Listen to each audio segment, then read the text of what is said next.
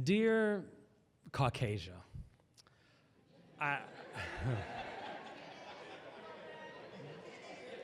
Dear Caucasia, I know what you're thinking, because I am one of you.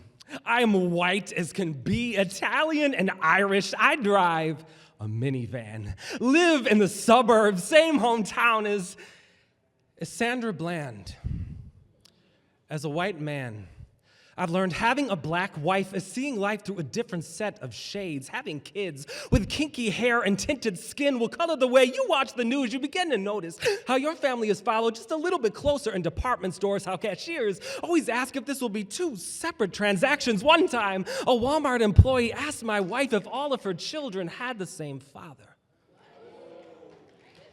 A passerby asks if she is the nanny, refuses to believe that blonde-haired baby is hers, my father-in-law, only black school teacher in his grade and slowest driver I know, is routinely pulled over for no reason at all. My father or my brother-in-law is always told to step out of his Cadillac, put hands on the hood as his seats are searched, things that have never happened to anyone in my Caucasian family. It makes me wonder.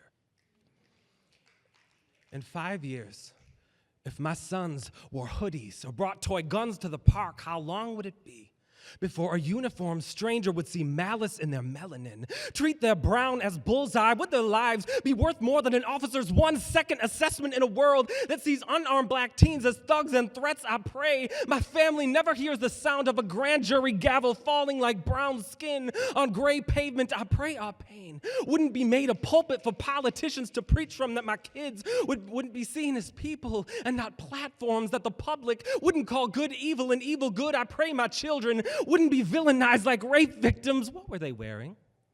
Were they talking aggressively? Their behavior sent mixed signals to the aggressor. Sounds like maybe they were asking for it. I'd like to think their character wouldn't be assassinated just because their flesh is the color of a pine box, but I know better.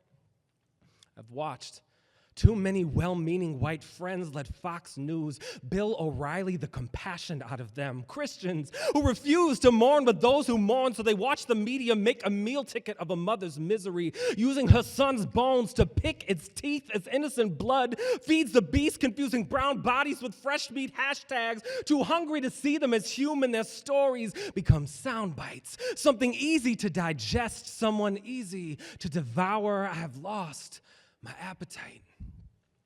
Dear Caucasia, as a white poet with black children, I have already written far too many open letters to close caskets, but what do they profit?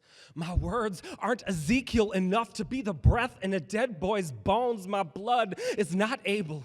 It won't cry from the concrete on behalf of a black man's struggle I will never fully know, but I can no longer be okay with a timeline full of white Christians more outraged by men married than men murdered, who tell me black lives should only matter in the womb, who could go on all day about Bruce Jenner, the Duggars, ISIS, and everything under the sun, but are silent when black sons bake in the streets as police chalk outline childhoods, making dust of their dreams. Can no longer bury my head in the sand spilled from history's hourglass, pretending I don't see white hoods hidden under America's white collar. I can no longer pretend that justice is blind when the only color the blind can see is black, when the blind can still read the braille of bullet holes printed in backs. It seems we will never know perfect justice on this side of eternity.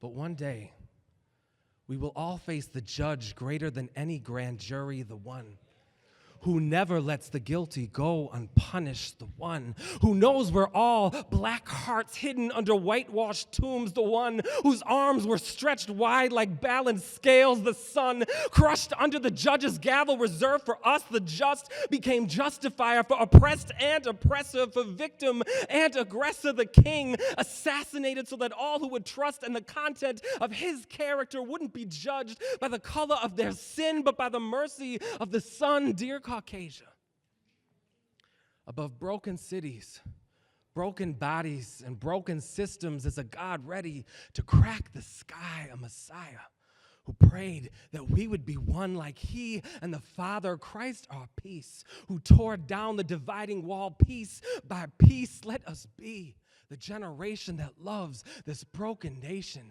together.